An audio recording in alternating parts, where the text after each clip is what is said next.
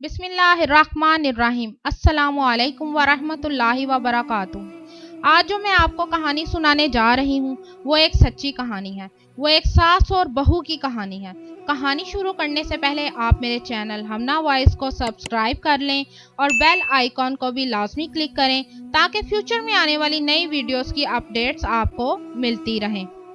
एक मर्तबा एक औरत जो कि शादीशुदा है, वो पढ़ी लिखी, हुनरमंद और सलीकामंद खातून है। वो दीन के इल्म से भी वाकिफ है। घर में वो औरत, खुद, उसका शोहर और उसकी सास रहते थे। औरत हर काम बड़े सलीके से करती थी। वो अपने शोहर के साथ खुशो खरूम जिंदगी गुजार रही थी, लेकिन वो अपनी सास की वजह से बहुत परेशान थी। उसकी सास हर वक्त उसे रोकती टोकती रहती थी। जब भी वो कोई काम करती तो उसकी सास उसके हर काम में खराबी निकालती, हर वक्त उसे अच्छा काम ना करने के ताने देती और जब भी वो कोई खाना बनाती, खाना खाने के बावजूद भी उसे उसकी सास कहती कि ये तुमने अच्छा नहीं बनाया। काम भी बहुत अच्छे और सलीकेमंद तरीके से करती थी, लेकिन फिर भी उसकी सास उसके ऐसे काम पर भी खुश ना होती थी। जब भी वो खाना बनाती, खाना खाने के बावजूद उसकी सास उसे कहती कि तुमने खाना अच्छा नहीं बनाया। रोटियां बनाती, फिर भी उसकी सास खाने के बावजूद उसे कहती कि रोटी तुमने बहुत अकड़ा दी है या अच्छी नहीं बनाई, और कहती कि तुम्हारी माँ ने तुम्हें क्या सिखा कर भेजा है। उसने अपने शोहर को बताया तो उसके शोहर ने कहा कि कुछ नहीं, माँ है, ऐसी बात कर भी ले तो तुम बुरा ना मनाओ। लेकिन वो अपनी माँ को अलग से कहता कि माँ आप ऐसी बातें मत किया करें।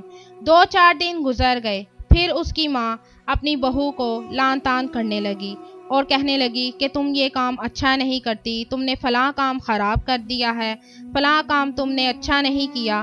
फिर उसने अपने शोहर को बताया। उसके शोहर ने फिर दोबारा वही बात कही कि कोई बात नहीं, माँ है, माँ ऐसा कहे भी तो तुम बुरा ना मनाया करो, और अपनी माँ को फिर अलग से समझाया। तकरीबन 1 हफ्ता गुजर गया। 1 हफ्ते के बाद फिर यही कुछ हुआ। फिर उस बीवी ने अपने शोहर को बताया तो शोहर ने कहा, अम्मा की तो अब आदत ही हो गई है, तुम इनकी बातों पर ध्यान ना दिया करो।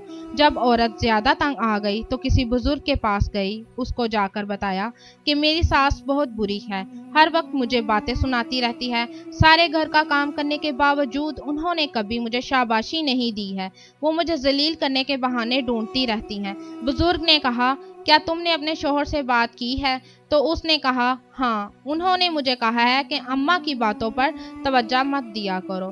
तो फिर उस औरत ने कहा, अल्लाह का शुक्र है, मेरे शोहर बहुत अच्छे हैं, नमाजी परहेजी हैं, मेरा बहुत ख्याल रखते हैं और मेरी हर ज़रूरत को पूरा करते हैं। मैं दुआ करती हूँ जिस तरह अल्लाह ताला ने मेरे नसीब खोले हैं, इसी तरह हर बेटी के नसीब खोले, आमीन।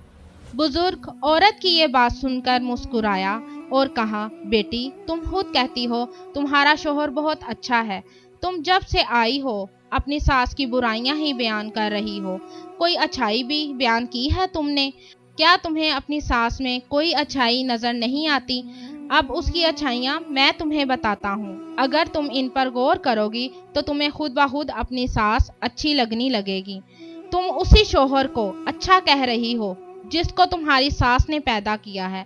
क्या तुमने कभी ये सोचा है कि तुम्हारा शोहर आज किसकी वजह से अच्छा बना है? उसी माँ की वजह से जिसकी तुम बुराइयां बयान कर रही हो। तुम्हारा शोहर इतना अच्छा क्यों है? क्योंकि ये उसी माँ की अच्छी तरबियत का नतीजा है जिसको तुम बुरा कह रही हो। वही माँ तुम्हें अपने बेटे के लिए उस घर में लेकर आई है। ये उसी माँ का बेटा है जिसको तुम बहुत अच्छा शोहर बता रही हो। उसी बुरी माँ ने जिसकी तुम बुराइयां बयान कर रही हो उसे जन्म दिया है, उसे पाला है, उसकी अच्छी परवरिश की है और जुवान होने पर तुमसे शादी की है। औरत कहने लगी, मैं समझ गई, आज के बाद कभी भी अपनी सास को तंग दिली से नहीं देखूंगी, उनको अपनी माँ समझूंगी और उनकी खिदमत करूंगी। कभी उनके बारे में शिकायत बयान नहीं करूंगी। उनकी रोक टोक को मैं बेटी समझकर बर्दाश्त करूंगी, कभी उनके आगे नहीं बोलूंगी। इन्हीं की वजह से अल्लाह ने मुझे अच्छा शोहर अता किया है। प्यारी बहनों, अगर हम इस चीज़ को समझ जाएं तो कभी भी हमारी ज़िंदगी मुश्किलात के झंझट में ना पड़े, हमारा ज़हनी सुकून तबाह ना हो, झगड़े बढ़ने की बजाय कम होते जाएं, मिल बैठकर जो काम हो जाएं اسی میں امن اور سکون کی زندگی گزاری جا سکتی ہے۔ آپ بھی اپنی رائے ضرور دیجیے گا۔